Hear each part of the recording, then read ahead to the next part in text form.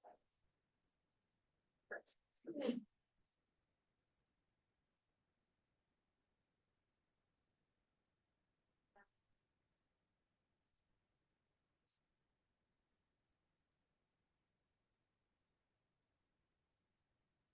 baik. Assalamualaikum warahmatullahi wabarakatuh.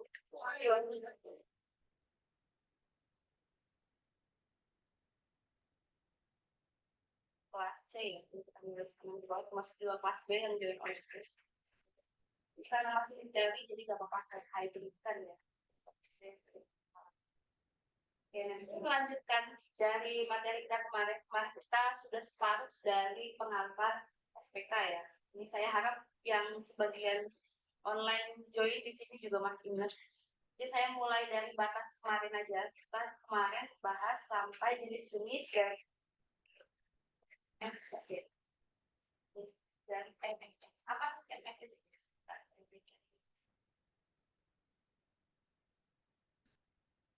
MSS itu ya. Jadi banyak jenisnya ya. Yang jelas MSS ini hanya sebagian kecil bagian dari manajemen support. Minggu yang lalu saya menjelaskan bahwa perusahaan itu ketika diambil kan membutuhkan banyak support. Dengan semakin berkembangnya teknologi perlu didukung. Nah, teknologi untuk mendukung lagi ini ada banyak decision support system yang satu bagian. Ada beberapa mata kuliah juga yang membahas spesifik, tapi kalian sudah mengambil ya, enterprise sudah ya. Jadi nggak apa aja. Yang lain mungkin nanti akan saya bahas. Oke, nah kita lanjut ke permasalahan manajemen dulu. Dibagi berdasarkan apa sih tadi mendukung keputusannya? Berdasarkan jenis-jenis masalah yang muncul di pihak manajemen. Masalah itu terbagi menjadi 3 tipe ya. Ada masalah terstruktur, ada semi terstruktur, dan tidak terstruktur. Oke, untuk yang pertama dulu, yang terstruktur. Terstruktur ini sifatnya berulang-ulang dan rutin, dan solusinya itu jelas sudah diketahui. Ini kemungkinan besar tidak perlu dibantu oleh teknologi karena dengan sifatnya yang rutin, solusinya sudah ada. Jadi kalaupun dibantu teknologi bukan untuk mencari solusinya, tapi untuk prosesnya saja. Jadi misalnya apa ya, penginputan data gitu ya, berdasarkan suatu hal, misalnya berdasarkan mahasiswa, pembayaran kuliah gitu kan, itu sesuatu yang rutin, ada waktunya dan udah jelas solusinya. Sedangkan masalah yang berikutnya nih, ini yang tadi dibantu oleh 8 jenis MSS ya. Masalah semi terstruktur dan masalah tidak. Kalau masalah semi terstruktur ini sifatnya dia rumit dan membutuhkan perhitungan serta analisis yang rinci. Tentu saja manusia mampu melakukan itu ya. Belum adanya komputer ya, ada posisi-posisi analis gitu ya. Tapi karena semakin banyaknya data dan semakin cepatnya keputusan itu harus diambil, maka diperlukanlah bantuan teknologi. Jadi bisa jadi bukan karena faktor ketidakmampuan manusia itu sendiri untuk mempertimbangkan, tapi karena banyaknya jumlah yang harus diputuskan dan cepatnya keputusan itu harus segera diambil. Karena keterbatasan manusia kan tadi ada di sumber daya dan waktu. Lalu terdapat beberapa keputusan ini makanya disebutnya. Selanjutnya masalah tidak terstruktur ini masalahnya kompleks ya, gak ada aturannya, tidak terjadi berulang-ulang dan tidak selalu. Apa yang bisa dibantu oleh SPK?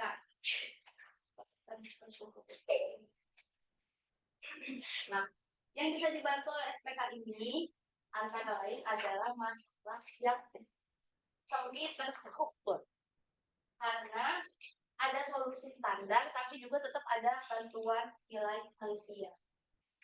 Sedangkan yang tidak terstruktur itu apa? Itu expert system. Itu mungkin akan dibahas nggak ada mata kuliahnya sih ya. Mungkin kalau ada yang ngambil skripsi khusus tentang itu adalah menyelesaikan masalah yang tidak Nah, yang akan kita pelajari sekarang itu solusinya ada, tapi masih butuh penilaian manusia. Kenapa? Balik lagi untuk meningkatkan efektivitas dalam pengambilan. Dan seperti yang saya sampaikan tadi, kalau manusianya tidak bisa memberikan keputusan atau ngasih penilaian, tapi ya ada keterbatasan tertentu, misalnya waktu dan sumber daya, jadi lebih baik dibantu oleh. Oke, sekarang kita berangkat ke kerangka kerja yang dibuat oleh Glory dan Bangsa.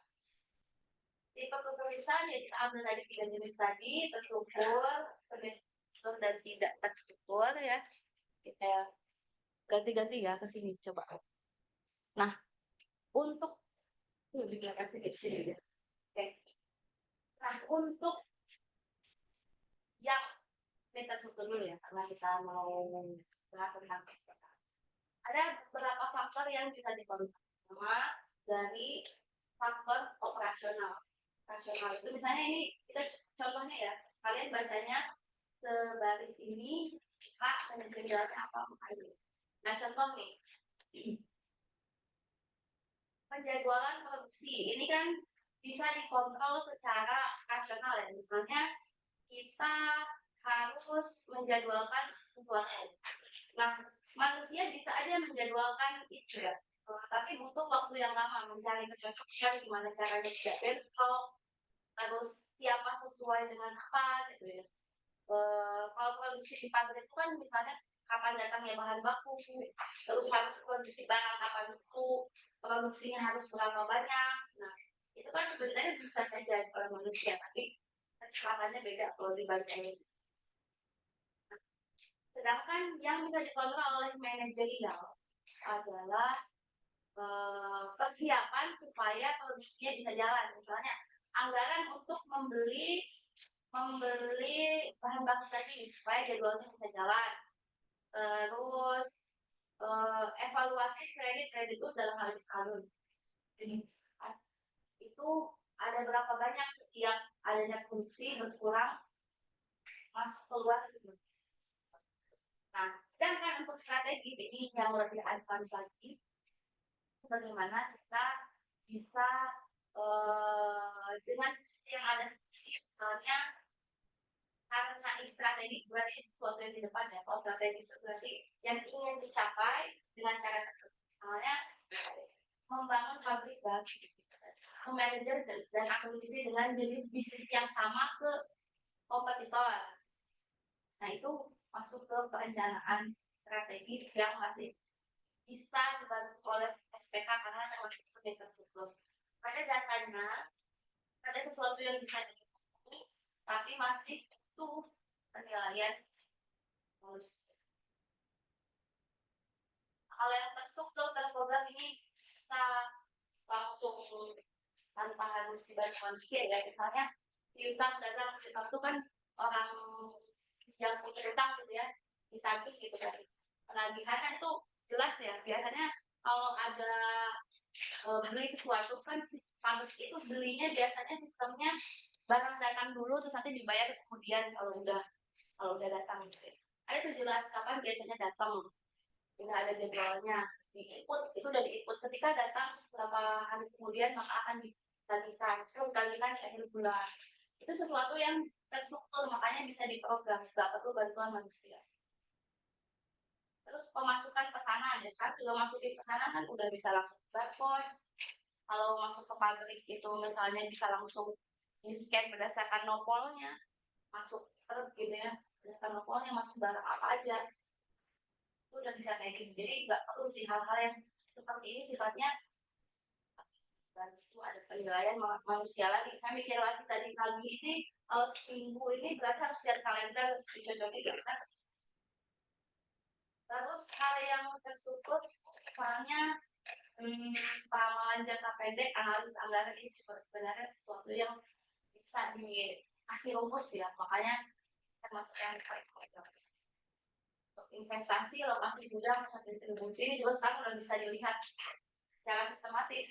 Ya, dilihat aja di peta misalnya jarak terhadap banyaknya konsumen di mana lokasi konsumen utama, di mana titik gudang harus di mana. Nah, itu udah bisa dilihat dari berdasarkan sistem ya, berdasarkan lokasi koordinat. Jadi ini nggak perlu lagi dibantu manusia. Yang terakhir yang tidak terstruktur, ini sangat-sangat perlu persetujuan manusia, dan yang paling penting adalah tidak selalu kejadian. Misalnya contohnya membeli software, menyetujui pinjaman, helpdesk, ini kan case by case. Menyetujui pinjaman misalnya bahkan di perbankan pun kan selalu, meskipun dengan adanya teknologi sekarang ya, pengajuannya bisa terstruktur, tinggal ngisi form, tapi approvalnya oleh manajer kan nggak bisa, karena harus dilihat dulu, dicek status pinjaman di bank lainnya, back checking dan sebagainya. Helpdesk juga kan orang ngechat, mungkin chatnya bisa dibantu oleh bot ya, untuk hal-hal tertentu berdasarkan keyword diarahkan ke yang udah terjawab. Atau untuk hal-hal yang misalnya case-nya nggak ada gitu di apa namanya, list Q&A-nya nggak ada, kan harus dibantu sama manusia. Saya itu maksudnya tidak harus. Termasuk hal-hal yang sifatnya misalnya negosiasi, rekrutmen, pembelian hardware, rekrutmen juga meskipun bisa dibantu level awalnya aja gitu. Filter berdasarkan dokumen, tapi kan harusnya harus ada penilaian manusia ya, mau di approve atau tidak jadi wawancara lah sama saya, kasih nilai dan saya psikolog harus dibantu oleh manusia. Nah, seperti itu dia ini yang mater tentang kerja dibagi ya, dia operasional, manajerial, dan berdasarkan tipe skripsi. Oke, nah kita lanjut ke pendekatan manajemen sains. Ini yang jelas dalam suatu organisasi, level manajer itu kan memang mengambil keputusan, tapi namanya manajer bukan posisi tertinggi ya, CEO ataupun apa CTO gitu. Tetap dia harus mengikuti aturan yang ada di organisasinya. Biasanya udah ada SOP-nya, udah ada. Jadi manajer pasti dalam mengambil keputusan harus mengikuti aturan dari organisasi itu tersendiri, kan berdasarkan feeling atau keinginan dia sendiri dalam menyelesaikan masalah apapun yang konteksnya di organisasi. Nah, langkahnya secara general kalau misalnya belum ada SOP ya, belum ada SOP dari organisasi itu, yang pasti pertama mendefinisikan masalahnya, yang kedua mengklasifikasikan masalahnya dalam kategori-kategori itu, mempermudah definisikan masalah, misalnya mendeskripsikan dalam bentuk kata-kata gitu ya, dalam bentuk kata-kata yang jelas supaya nanti bisa klasifikasikan ke dalam kategori-kategori. Nah, selanjutnya membuat model matematika untuk menjelaskan masalah. Nah, khusus untuk yang akan dibantu oleh SPK ini, masalahnya harus yang bersifatnya kuantitatif. Jika ada masalah yang sifatnya kualitatif, ya nanti kita sambil belajar ya bagaimana mengkonversi masalah yang sifatnya kualitatif jadi kuantitatif. Ya. Untuk kualitatif ke kuantitatif itu misalnya apa ya? Kepuasan gitu ya. Rasa puas itu kan sebenarnya apa ya? Dari lubuk hati manusia nggak kelihatan ya, nggak kelihatan secara fisik ya. Kan harus nanya sama orangnya. Dan orang pun sebenarnya ngasih nilai itu ya dia ngira-ngira aja. Kita kasih misalnya nilai interval 1 sampai 10. 1 sampai 10 itu dia ngasih nilai 5. Tapi kalau misalnya kita ngasih intervalnya 1 sampai 5, tengah-tengah itu apa?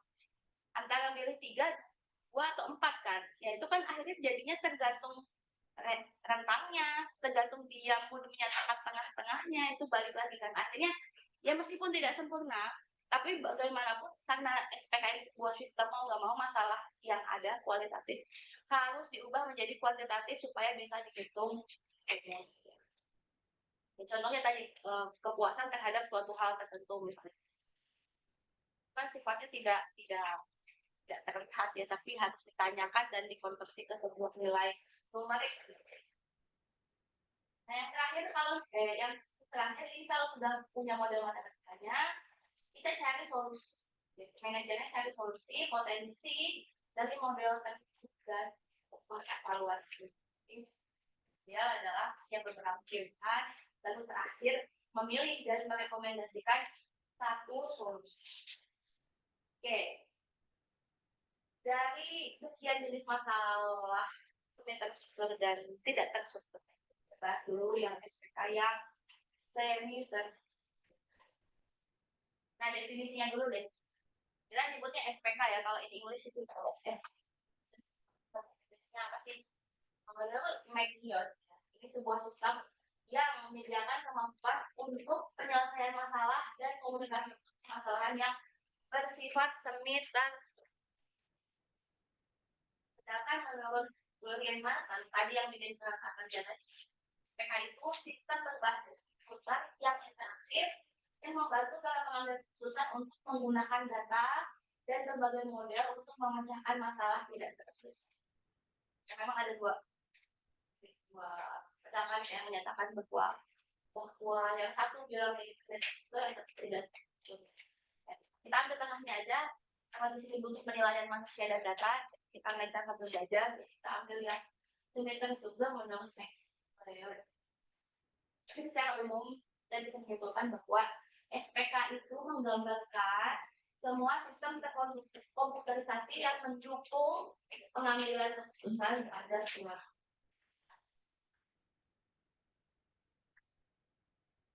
Nah, terus letaknya ada di mana sih?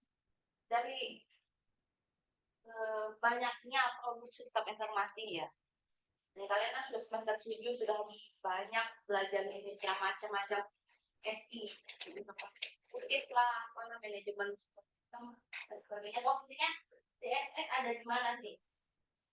Ini posisinya dia ada letaknya di setelah sistem informasi eksekutif di SE dan sebelum sistem. Ya, mungkin karena posisinya tadi masih membutuhkan penilaian, tapi tetap ada pengolahan data berdasarkan rumus. Yang paling awal data-data yang tersebut ini adalah transaction processing system. Jadi misalnya sistem di gudangan, sistem pasir itu nggak perlu bantuan manusia, juga bisa manusia pun kalaupun ada cuma sebagai operatornya kan. Menginputkan semuanya oleh sistem, ada kodenya dan sebagainya, itu sudah diolah oleh sistem. Kan manajemen information system pun itu termasuk yang masuk ke reguler. Saya perkirakan surat kan sesuatu yang reguler ya. Nomor surat keluar tanggal segini, dari laptopnya misalnya saat dibuat tanggal 29. Keluar otomatis tanggal suratnya. Tujukan ke siapa, dikirim otomatis emailnya. Apa itu informasi manajemen? Hanya masuk ke tipikal data yang ya posisinya di tengah ya, si SPK ini. Nah, sekali lagi perlu ditekankan bahwa SPK ini membutuhkan manusia. Jadi bukan untuk membuat, ya namanya juga pendidik. Jadi manusia itu bikin rumusnya, terus menginputkan nilai-nilainya, nanti pada akhirnya yang memilih ke manusia itu sendiri berdasarkan jenis pilihan. Kalau memilih itu kan artinya tadi di pertemuan satu saya sudah sampaikan tadi, pasti lebih dari satu. Bahkan tidak memilih pun itu adalah sebuah pilihan. Jadi kalau ada dua pilihan, ketika tidak memilih itu adalah pilihan ketiga. Nah, kita tidak dapat memprogram sebuah komputer untuk membuat keputusan terhadap dalam sudut pandang SPK ya, bukan dalam sudut expert. Karena di akhirnya ini membutuhkan penilaian dari manusia, dan pada beberapa case memang ada hal-hal yang sensitif, jangan semuanya dinilai oleh komputer. Nah, kenapa kita perlu menggunakan SPK? Saat ini kan perusahaan atau organisasi yang punya bisnis flow ini operasinya saat ini beroperasi pada ekonomi yang tidak stabil. perusahaan dihadapkan pada kompetisi di dalam dan luar negeri yang meningkat. Nah, karena balik lagi SPK ini penggunaannya paling banyak adalah di level manajemen. Jadi kita dari sudut pandangnya POV-nya adalah manajer yang ada di lingkungan organisasi yang punya banyak saingan dan butuh pertimbangan tertentu untuk melancarkan, yang mana sangat dibutuhkan lagi kalau perusahaan punya kesulitan dalam melacak jumlah operasi, yang mana kalau sistem operasi komputer perusahaan tidak mendukung efisiensi profitabilitas dan mencari jalan masuk di pasar yang benar-benar. Ya, saat ini kalau misalnya SPK-nya belum diterapkan, ternyata kok profitnya kurang, terus kurang efisien, berarti ada sesuatu yang perlu diputuskan nih. Nah, itu boleh dibantu menggunakan PK. Alasan kuat lagi perusahaan atau organisasi untuk memulai menerapkan SPK karena kebutuhan akan informasi yang akurat. Terus SPK dipandang sebagai pemenang, dalam hal ini membantu supaya organisasi bisa menang ya dalam targetnya. Lalu adanya kebutuhan akan informasi baru dan juga manajemen ini diamanahi supaya bisa menggunakan SPK dan bagaimana bisa menyediakan informasi yang tepat waktu dan bagaimana bisa mencapai pengurangan biaya. Alasan-alasan ini tidak harus dipenuhi semua untuk organisasi atau perusahaan mulai pakai SPK. Mungkin salah satu alasan yang muncul bisa menjadi sebuah pertanda manajemen keuangan. Nah, contoh menggunakan SPK dalam pengambilan keputusan, misalnya SPK membantu manajer untuk menentukan satu produk apa yang harus dijual di masa mendatang. Nah, itu kan sebaiknya didukung satu dengan data dan penilaian manusia. Atau misalnya contohnya bagaimana cara produk dijual dan dipasarkan, lalu apa cara yang terbaik untuk memberikan kepuasan konsumen, lalu bagaimana investasi di suatu departemen atau divisi tertentu, bagaimana perusahaan bisa mendapatkan kembali keuntungan yang maksimal. Biasanya keuntungan ini kan kalau investasi itu sudah kembali, sudah BEP, sudah sekali modal dan melebihi itu baru disebut. Mana caranya supaya setiap investasi itu worth it diinvestasikan, maka akan balik modalnya kembali lagi. Contoh-contoh hal yang dapat digunakan untuk mengambil dibantu oleh itu. Sekarang kita lanjut ke contoh MSF yang lain. Nah, ini ada CSS bentuk system. Ini SPK itu digunakan oleh para manajer. Kalau CSS ini digunakan oleh organisasi yang mana jika sebuah keputusan itu diambil secara oleh kelompok atau pekerjaannya dilakukan sama-sama. Jadi intinya memang sistem ini digunakan untuk mendukung pekerjaan yang berkelompok. Ya. Nah, biasanya GSS dikumpulkan semua kelompok secara bersama dalam satu waktu, ya namanya berkelompok gitu ya. Jadi harus ada ruang didesain untuk komunikasi antar anggota kelompok dalam sebuah ruang virtual ya, di dalam sistem itu. Dimana kalau tidak pakai sistem komunikasi supaya bisa berkelompok itu kan contohnya tempatnya ya, tempat itu kan mungkin gedung harus nyewa, kalau di luar kalau tidak nyewa ya harus kuat atau nyewa tempat itu kan mahal ya, itu butuh kos ya, belum lagi datang ke TKP butuh ongkos transportasi, waktu dan sebagainya. Hasilnya kan semua tenaga itu kayak sudah terbuang di persiapan perjalanan menuju tempat itu dibandingkan kinerjanya itu sendiri. Makanya dibuatlah sistem ini supaya sistem ini jadi pengganti sebagai ruang berkumpulnya kelompok. Nah, harapannya kalau sudah pakai GSS ini akan ada peningkatan kinerja kelompok yang dibantu oleh teknologi informasi. Ini contohnya ada namanya grup web. Web itu salah satu electronic meeting system, dia bisa kolaboratif. Tampilannya kayak gini. Grup web dari Foundry. Jadi dia tampilkan pekerjaan untuk kelompok itu. Misalnya di list ya, jam segini mulai kerja jam berapa, siapa aja yang mengerjakan. Ini tas-tas bagi siapa aja. Siapa yang ngerjain, ini tasnya siapa, gitu kan, siapa catatan, bahkan tambahannya misalnya contoh ya, cuaca, lokasi dan sebagainya. Ini contohnya. Intinya software yang mendukung pekerjaan bisa dilakukan kolaboratif. Jadi tadi mengganti ruang ketemunya orang di kantor. Semua tampilan kerjaan ada di situ, jadwal ada di situ, virtual office. Itu ya contoh di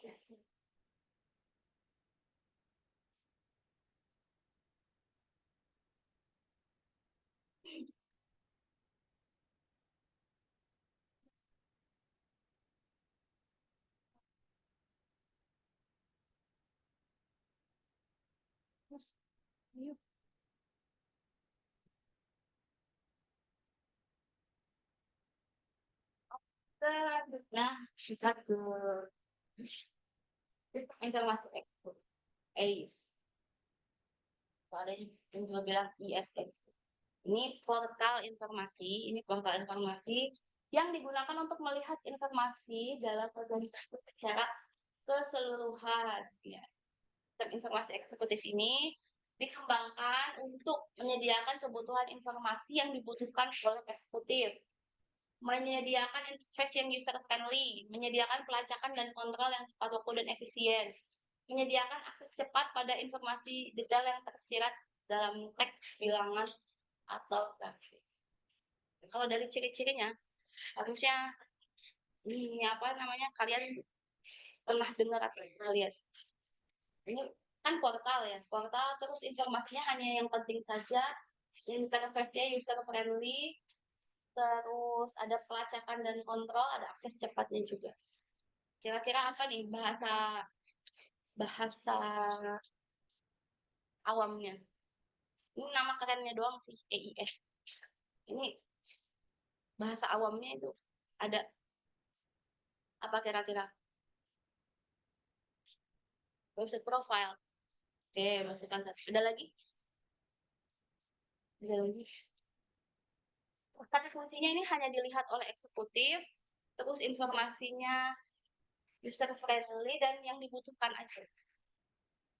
User friendly dan cepat dikontrol. Apa kira-kira? Ada jawabannya website profile. Dashboard. Oke. CMS. Dan jawabannya adalah dashboard. Nah, dashboard. Kenapa dashboard? Ini mungkin kita familiarnya istilahnya ini. Dashboard ya. Dashboard itu kan menampilkan yang dibutuhkan pilihan kilas gitu ya. Tapi kalau mau lihat lebih jelas lagi, boleh dong diklik misalnya tentang balance ini saldo, misalnya diklik nanti masuk ke menu yang lebih advance lagi, bulanan, tahunan.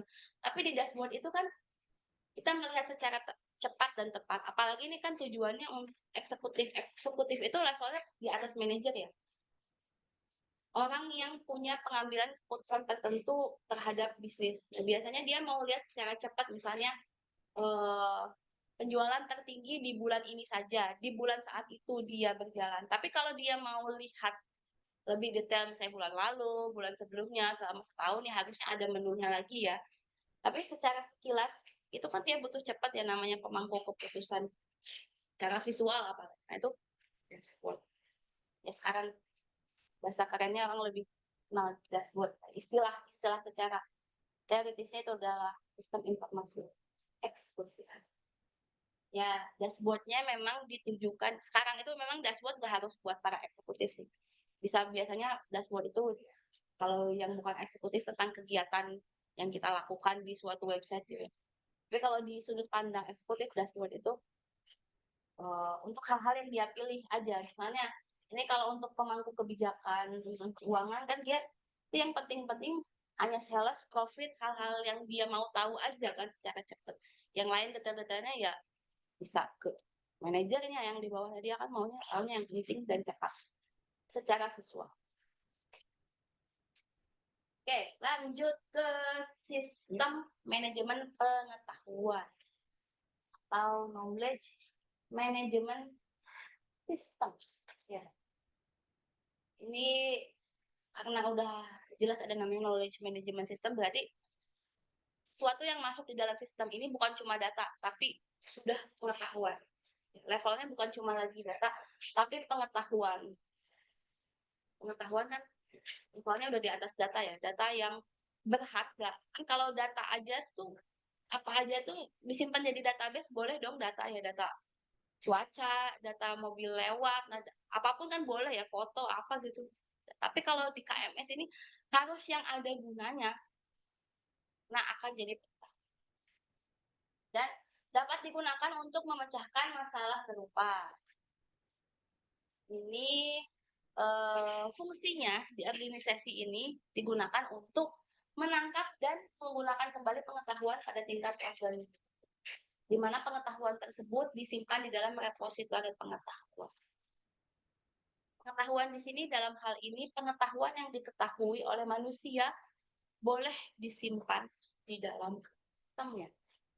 Contoh aplikasinya ini ada First Knowledge Base. Ini dia aplikasi, ini mungkin kurang jelas ya, nanti lihat di slide-nya aja. Dia aplikasi untuk menyimpan eksperimen ya. Acceleris Experiment Knowledge Base. Ini salah satu produknya, dia menyimpan setiap eksperimen di lab. Penting dong, misalnya researcher atau ilmuwan itu mencatat, meskipun dia yang melakukannya, tapi kan nggak bisa inget ya. Nggak bisa inget apa yang dia lakukan ya, pasti harus dicatat ya. Dicatat setiap apa eksperimen yang dilakukan, praktek-praktek yang dilakukan, misalnya ini di apa bahan A ditambah bahan B sekian persen, bahkan beda jenisnya, itu kan harus dicatat. Oh, karena kedepannya nanti perlu dianalisis. Oh, yang sukses jika apa, jika bahannya apa, kan apalagi dalam dalam ruang lingkup organisasi yang butuh research and development ya, pakai lab gitu, mencatat bahan baku tertentu, apakah sukses, apakah tidak, apakah sesuai dengan tujuannya, ya itu perlu dicatat. Karena keterbatasan manusia untuk mengingat, dan belum lagi misalnya setiap penelitian itu kan tidak hanya diakses oleh ilmuwan itu saja, bisa juga diakses rekan sejawatnya atau nanti ada penggantinya atau divisi lain. Nah, ini dicatat dalam namanya experiment knowledge base. Biasanya di aplikasi modelan seperti ini, apa yang dicatat? Dia mencatat tujuannya, terus ya tadi bahan yang digunakan, tahap eksperimen, dan secara detailnya seperti itu. Oke, kita lanjut ke sistem pakar. Sistem pakar atau expert system atau IS. Jadi kan sudah saya bilang bahwa yang tidak struktur itu masuknya ke sistem pakar. Kalau tidak struktur situasinya, maka solusinya akan lebih spesifik karena kasusnya pasti beda-beda ya. Nah, ini bagusnya expert system itu paket antara hardware dan software ya, yang digunakan untuk memecahkan permasalahan yang setara dengan seorang pakar atau ahli. Ide dasarnya gimana? Ide dasarnya ini keahlian dari seorang pakar atau ahli ditransfer ke komputer, ditransfer dalam bentuk database ya. Pengetahuannya disimpan dan user dapat menjalankan komputer untuk saran spesifik yang dibutuhkan. Nanti si expert sistemnya cara jalannya adalah menanyakan fakta-fakta dan dapat membuat intervensi sampai pada suatu kesimpulan. Nah, seperti seorang pakar manusia, saran tersebut dimanfaatkan oleh non-expert. Berikut penjelasan. Jadi expert system itu yang pakai bukan si expertnya, tapi justru orang yang nggak expert yang nggak tahu.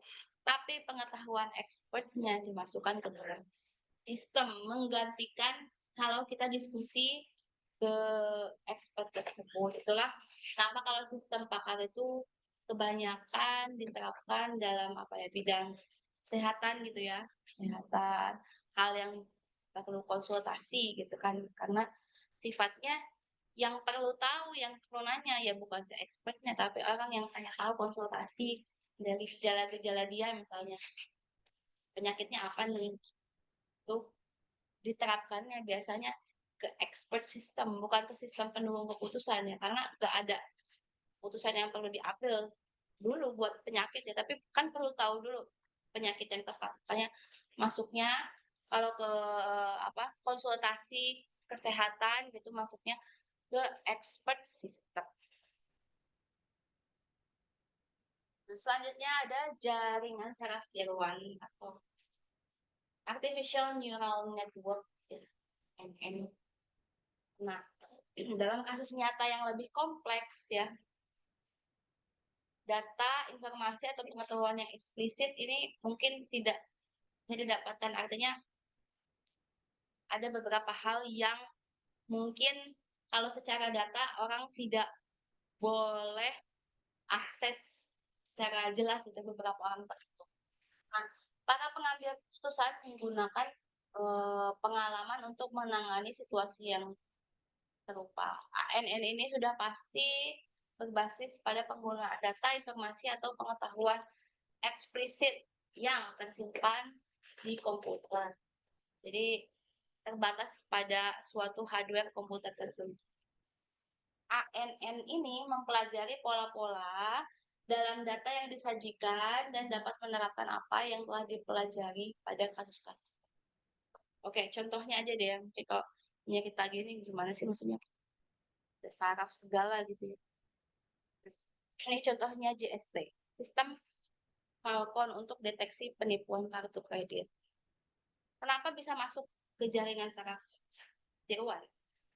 Penipuan kartu kredit ini kan sifatnya meskipun orangnya beda yang melakukan, tapi punya pola ya. Nah itu tadi ada keterbatasan informasi itu, misalnya penipu di Indonesia dengan penipu di negara lain, di Singapura, Malaysia, ya mungkin beda orangnya gitu ya, atau beda korbannya, tapi punya pola yang sama, yang bisa disimpan, yang bisa dilihat gitu ya, dan malah bisa mengarahkan ke penipu yang mana gitu. Nah itu disebut dengan jaringan saraf tiruan karena seperti dihubung-hubungkan gitu ya. Ada pola tertentu, cara dia ngakses kartu kredit itu kan biasanya dia memasukkan informasi orang lain gitu ya untuk transaksi di website tertentu atau toko tertentu. Nah biasanya dilihat transaksi yang tidak normal itu dilihat, pola-pola yang tidak normal itu dilihat. Seperti itu. Contoh dari JST. Ya ini kilas saja, mulai dari pertemuan kedepannya kita akan fokus membahas SPK. Nah yang terakhir ada DSS cerdas tingkat lanjut. Nah ini kok dibedakan gitu ya? Kenapa ada DSS cerdas tingkat lanjut ya atau advance smart intelligence system ya, support system, decision support. Nah ini karena dia udah masuk ke genetic algorithm. Genetic algorithm itu sebuah proses peniruan ya, evolusi untuk mencari solusi yang bagus. Algoritma itu kan kalian belajar mungkinnya di logika algoritma, bagaimana sih caranya menyelesaikan suatu masalah. Tapi kita udah netapin logikanya algoritma tipe apa gitu. Nama algoritmanya kan kalian belajar ya. Algoritma apa, algoritma B, algoritma T atau algoritma apa, smooth dan sebagainya gitu ya. Tapi kalau genetic algorithm itu si algoritmanya di train untuk mencari terus-menerus solusi yang paling baik. Contoh ya penggunaan genetic algorithm untuk memaksimalkan keuntungan. Nah, selanjutnya ini ada fuzzy logic ya. Fuzzy logic ini logika yang berlanjut, artinya hasil outputnya bukan 0, 1 ya. Bukan benar salah. Meskipun kita belajar di awal itu komputer itu ditentukan nilainya itu biner gitu, susunan dari angka biner, benar salah 0, 1, tapi ternyata ada solusi untuk menjawab suatu permasalahan yang jawabannya tidak harus salah dan benar di antara itu. Nah, ketika permasalahan yang tidak bisa dijawab benar atau salah, itu sebaiknya penerapannya menggunakan fuzzy logic. Ini menangani tidak tepatan parameter secara matematis untuk membantu pengambilan keputusan. Ya, makanya ini disebut masih DSS sih, Decision Support System, tapi smarter gitu ya, lebih cerdas. Karena dia jawabannya udah bukan iya dan tidak lagi, in between itu. Yang terakhir dari DSS cerdas, ini ada intelligent agent. Intelligent agent ini mengotomasi berbagai tugas yang meningkatkan produktivitas dan kualitas, dan juga bagaimana sistem mempelajari apa yang diinginkan dan mengambil alih tugas-tugas yang ada. Contohnya search engine ya. Search engine jadi sebenarnya kalau secara manual kan kita mencari berdasarkan keyword tertentu ya. Tapi kan sebelum dia mencari sudah indexing dulu ya, supaya bisa cepat. Tapi kalau tanpa indexing ya mungkin kan lama ya prosesnya. Tapi udah ada proses indexing sebelumnya di search engine itu, makanya cepat. Makanya bisa ada sesuatu yang disarankan. E-commerce.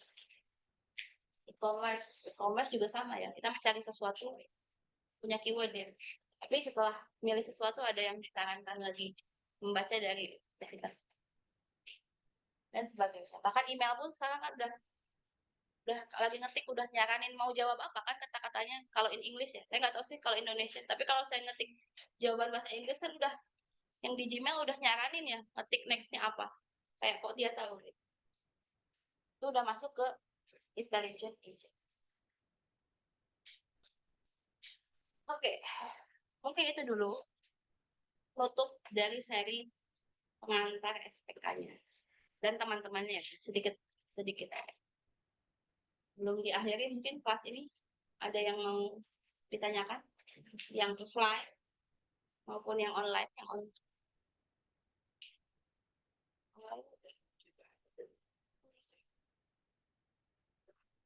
Oh, ada yang nanya nih. Iya, dari Faras ya. Ingin bertanya, kapan waktu yang tepat untuk perusahaan harus mulai menggunakan teknologi-teknologi ini? Karena untuk mengadopsi teknologi-teknologi ini membutuhkan biaya yang besar. Balik lagi ya, mungkin kalau penjelasan kapannya, tadi kita ke slide yang kita bahas tentang yang SPK dulu ya. Terima kasih pertanyaannya, Faras. Kita tadi sudah sempat saya jelaskan. Karena ini kita fokusnya ke SPK. Kita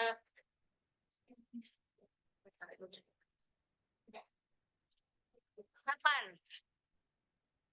Kapannya ini ya, ketika salah satu atau beberapa faktor ini ditemui oleh sebuah perusahaan atau organisasi. Misalnya perusahaan butuh informasi yang akurat, terus butuh akan informasi baru, butuh informasi atau keputusan yang tepat waktu, butuh proses misalnya untuk pengembangan ya yes. Ini tidak harus dipenuhi semua, bisa satu atau semuanya. Dan kalau alasan kenapanya, spesifiknya, ya ini tadi, mau nggak mau tidak mau ya, terutama posisinya kalau kita udah ada berkecimpung di bisnis gitu ya. Di bisnis, apalagi kalau kita kerjanya sama orang kan selalu ada tuntutan untuk memutuskan sesuatu yang terus baik dan cepat. Nah itu tadi sih. Manusia mungkin dipilih ya. Level manager itu kan seperti yang saya bilang di pertemuan sebelumnya, level manager itu udah pasti orang-orang pilihan yang sedikit lebih baik dari entah faktor apanya dari bawahannya. Pasti kan dia punya kapabilitas. Tapi ada keterbatasan lagi, sumber daya, waktu, yang mana untuk bisa jadi kompetitif kompetitif dibandingkan pesaing-pesaingnya, ya itu tadi harus lebih cepat, harus lebih smart gitu ya, smart dalam menentukan sebuah strategi. Nah, SPK ini perlu perlu untuk membantu gitu ya. Karena kalau udah ada SPK kan udah ada sistem rumus, tinggal mengganti parameter-parameter tertentu, keluar jawabannya dalam waktu yang lebih cepat ya. Orang juga bisa sih nentuin itu, tapi kan manual dan sebagainya. Kalau SPK, malah SPK itu bisa saja didesain sarannya itu, saran untuk ambil keputusan itu keluar belum ditanya, itu bisa aja. Gitu kan, SPK itu tadinya kan digunakan untuk membantu ya, digunakan untuk membantu ngambil keputusan kalau misalnya ada pilihan. Kalau misalnya ada pilihannya ada, terus milih kira-kira mana ya yang baik. Tapi sekarang dengan semakin berkembangnya waktu, bahkan ketika pilihannya itu masih diproses gitu ya, terutama misalnya untuk bisnis yang sifatnya terus-menerus berkembang, datanya masuk terus, itu kan berarti ada perubahan data. Jadi pilihan-pilihannya juga ikut ikut berubah seiring dengan datanya masuk, diolah lagi gitu kan. Nah, itu alasan-alasan ya butuhkan SPK. Mengenai biaya itu mungkin di faktor apa ya? Sesuatu yang bahasan lain ya, perencanaan strategis gitu ya, dalam pembuatan SI gitu ya, penggunaan sistem informasi. Ya dalam hal ini kita mungkin mikirnya bagaimana SPK itu penting dan bisa membantu sebuah organisasi atau lingkungan kita, tempat kerja kita, untuk mendapatkan informasi yang tepat, akurat, cepat, sesuai dengan set-set rumus-rumus yang kita udah set sebelumnya. Gitu sih mungkin jawaban dari saya, Farah. Oke, ada lagi yang mau ditanyakan? Dari yang offline mungkin? Offline.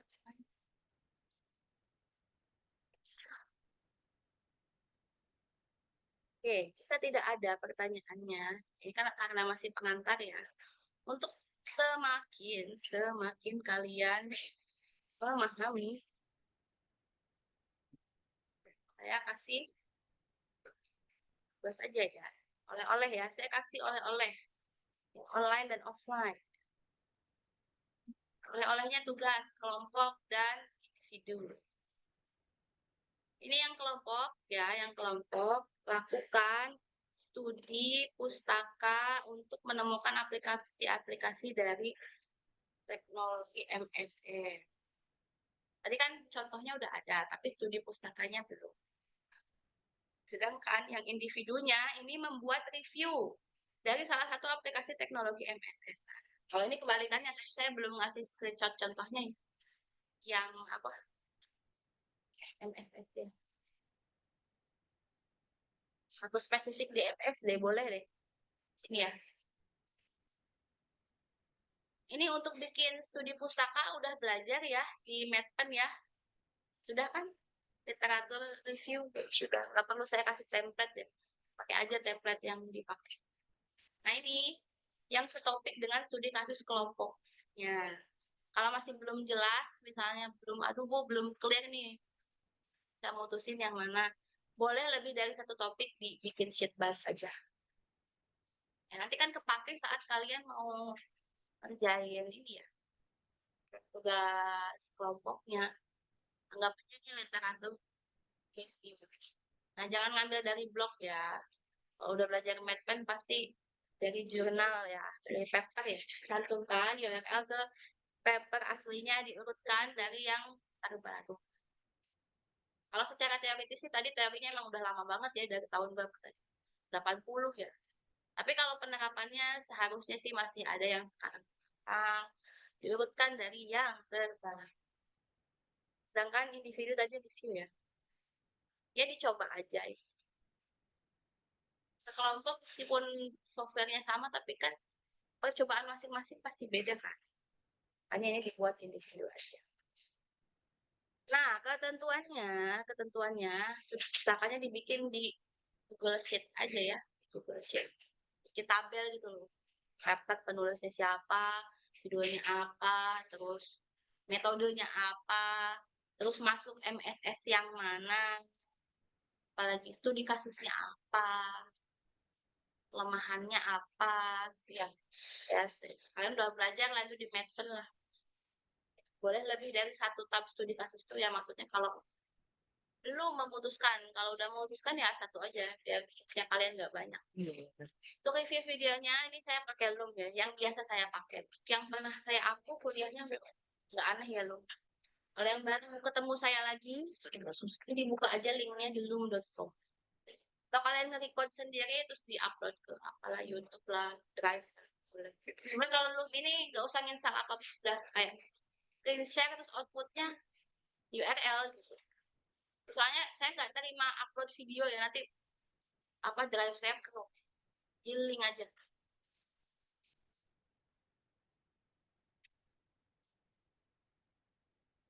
Oke, nanti itu kan minggu depan ya. 1 jam sebelum pertemuan selanjutnya. Nah, tentang poin terakhir ini, kenapa saya ngasih poin terakhir ini? Ini soalnya saya ngelihat ya, drive-nya ada yang belum. Ini kelompok kelas B nih terutama. Ini kemarin pada saya masuk kok. Ada nggak diisi, kelas B. Kelas C ada yang udah, ada yang belum. Ini pada online. Kelas B ya. Sekarang online, di kelas ada sekitar 20. Disampaikan ke teman kelompoknya yang belum. Bikin drive-nya ya. Drive. Tugasnya jangan-jangan malah, drive buat apa? Tugas yang mana? Jangan lupa lah. Ayo, kalau lagi slide terakhir. Drive-nya apa kemarin? Ngapain yang udah bikin drive ngapain? Saya referensi ya. Buku ya. Masukkan ke dalam drive kalian. Sekarang kalian bikin studi literaturnya, studi pustakanya. Ya, ini sekarang biar ingat nih ya. Kalau terlambat ada pengurangan. Ya. Untuk sekarang masih oke lah, masih saya ampuni. Masih awal-awal sebenarnya. Minggu depan udah nggak gitu ya. Kelas B, kelas C yang belum juga nih. Kelompok 5. Kelompok, udah kelompok 5 ya. Nih, kalau kelas B semua kecuali kelompok 11 dan 12.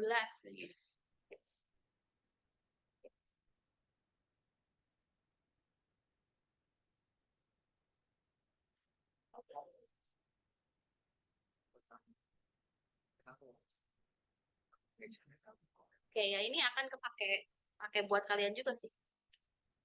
Tugas bertahapnya akan terpakai untuk tugas besar kalian.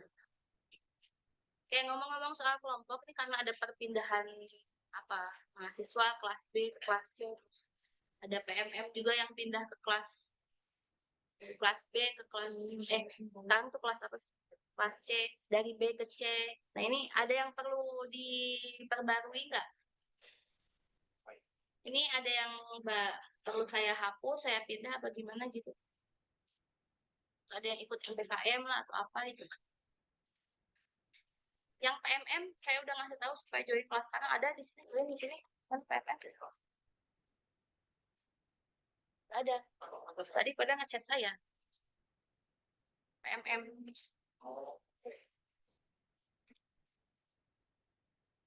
Yang pindah ke kelas C, iya dari B ke C yang kemarin pindah udah masuk sekarang. Kemarin cewek-cewek semua ya? Iya, udah. Udah nulis ya di sini ya. Oke. Oke, tinggal PR-nya nih, PMM nih. Saya nggak tahu mungkin PMM-nya join online. Tolong diperhatikan kalau joinnya kelas B, meskipun hybrid, ya ikut offline kayak gini. Jadi hybridnya itu ya kadang di B, kadang di C gitu, tergantung kondisi, tapi materinya sama. Kalau kalian menetapnya menginduknya ke kelas B nanti, ya nanti ikutnya yang besok kalau ada offline. Tapi kalau ngikutnya ke kelas C sekarang, ya ini mungkin ada menonton gitu ya yang PMM. ya ikut offline-nya, C, ya jangan pindah-pindah, ya. Nanti absennya saya juga bingung nilainya. Ya pokoknya saya nggak masalah mau kelas B, kelas C, nggak masalah. Yang penting fix gitu di mana. Kalau secara jadwal setahu saya barengnya itu sama kelas B, tapi kalau mau pindah, katanya ada bentrok sama mata kuliah lain, boleh pindah ke C, tidak masalah.